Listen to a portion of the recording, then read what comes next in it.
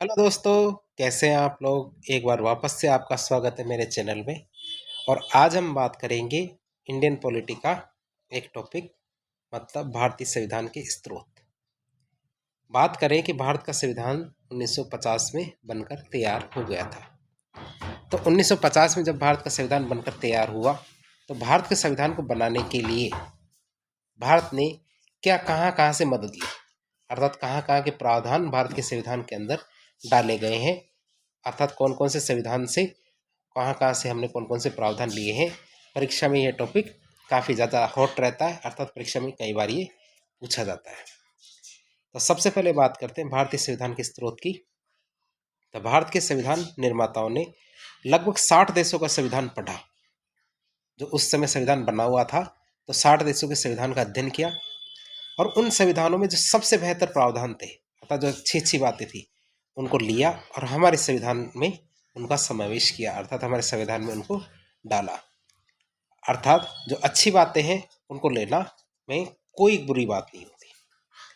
तो अब बात करते हैं हमने किस किस संविधान से या किस किस जगह से हमने क्या क्या लिया, अर्थात भारतीय संविधान के प्रमुख स्रोत कौन कौन से हैं, तो उसके बारे में बात करते हैं। सबसे पहली बात करेंगे भारत शासन अधिनियम 1935 की। तो भारत के संविधान में भारत सरकार अधिनियम 1935 से हमने क्या क्या लिया है। 1935 का जो भारत सरकार अधिनियम है, इस संविधान का सबसे प्रमुख स्रोत है, अर्थात सबसे ज़्यादा बातें हमने यदि कहीं से ली है तो भारत सरकार अधिनियम 1935 से।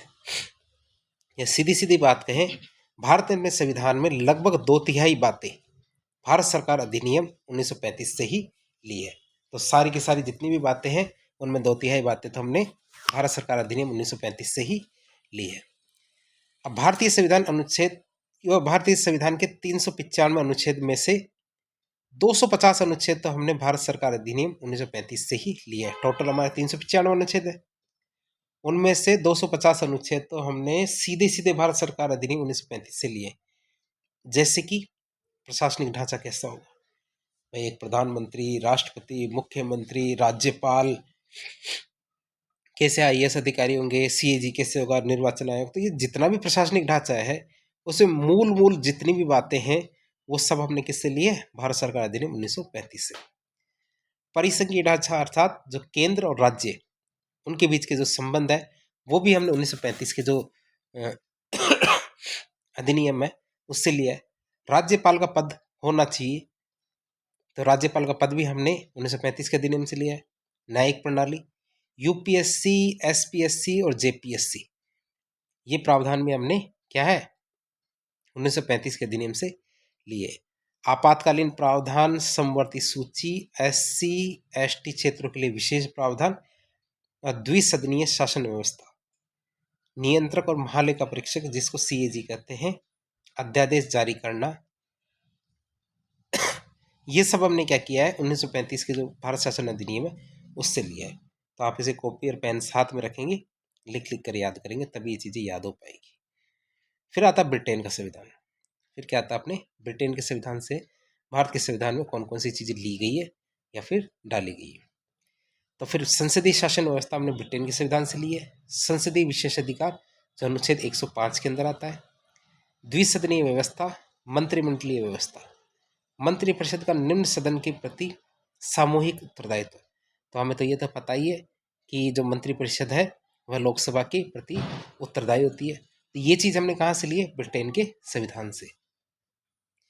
जो हमारे विधि की समक्ष क्षमता अर्थात अनुच्छेद 14, एकल नागरिकता, रिट जारी करना अर्थात अनुच्छेद 32, विधायी प्रक्रिया अनुच्छेद 107, नियंत्रक और महालेखा परीक्षक सीएजी और विधि द्वारा स्थापित प्रक्रिया अनुच्छेद 21। तो ये सारे प्रावधान हमने किससे लिए हैं, ब्रिटेन के संविधान से।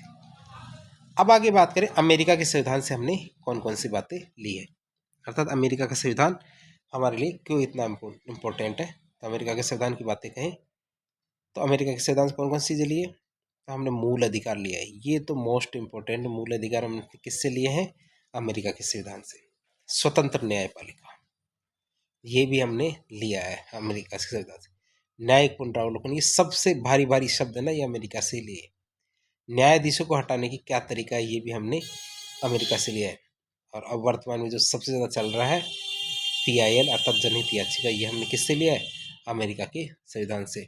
मूल अधिकार, स्वतंत्र न्यायपालिका, न्यायिक पुनरावलोकन, न्यायाधीशों को हटाने की प्रक्रिया और जनहित याचिका, ये हमने किससे लिया है? अमेरिका के संविधान से। साथ ही साथ और कौन कौन सी बातें हैं? राष्ट्रपति पर जो महाभियोग लगाने की प्रक्रिया है, अनुच्छेद 61, ये अमेरिका से लिया है। उपराष्ट्रपति का पद होना चाहिए, ये अमेरिका से लिया है। प्रस्तावना में हम भारत के लोग, ये भी अमेरिका से लिया गया है। फिर विधि के सम्यक प्रक्रिया है, ये अमेरिका से लिया है। और विधि के समान संरक्षण वाली बात, ये भी अमेरिका से लिया है। तो अमेरिका ने हमें बहुत इंपॉर्टेंट चीज़ें दी है।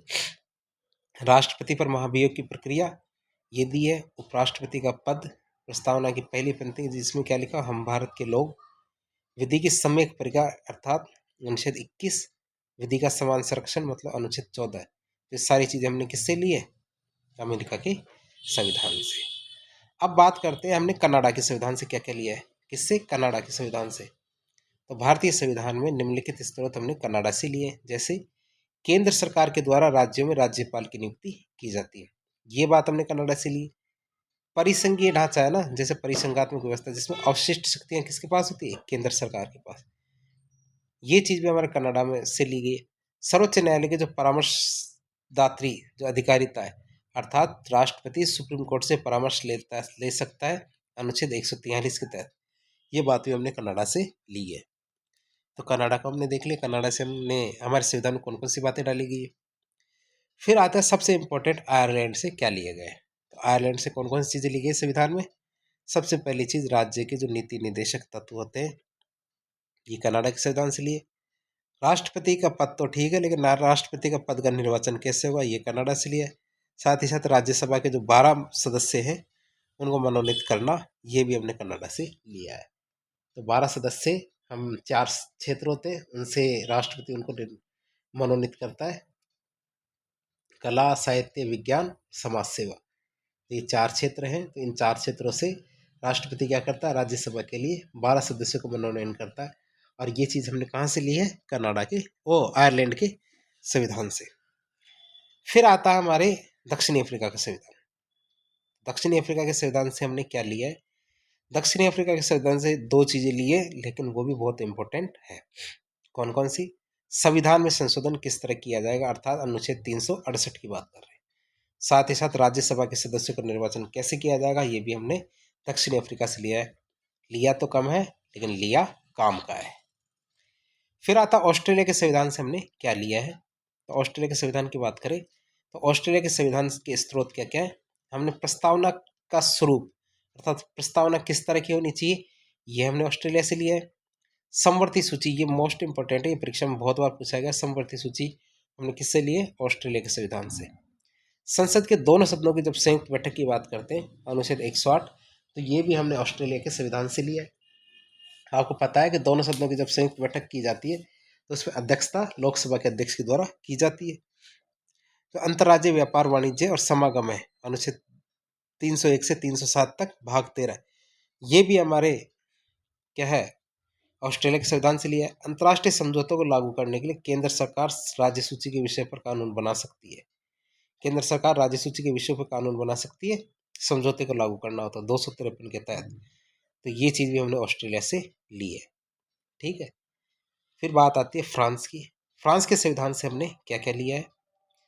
फ्रांस के संविधान की बात करें तो फ्रांस के संविधान से हमने गणतंत्र लिखा है, समानता, स्वतंत्रता और बंधुत्व, ये 3 आदर्श है, ये फ्रांस के संविधान में थे। कौन कौन सा? स्वतंत्रता, समानता, बंधुत्व, ये तीनों आदर्श भी हमने फ्रांस के संविधान से लिया है। तो ये भी आप याद रखेंगे, जब आप फ्रांस की क्रांति पढ़ेंगे तो 3 शब्द आप काफ़ी ज़्यादा सुनेंगे।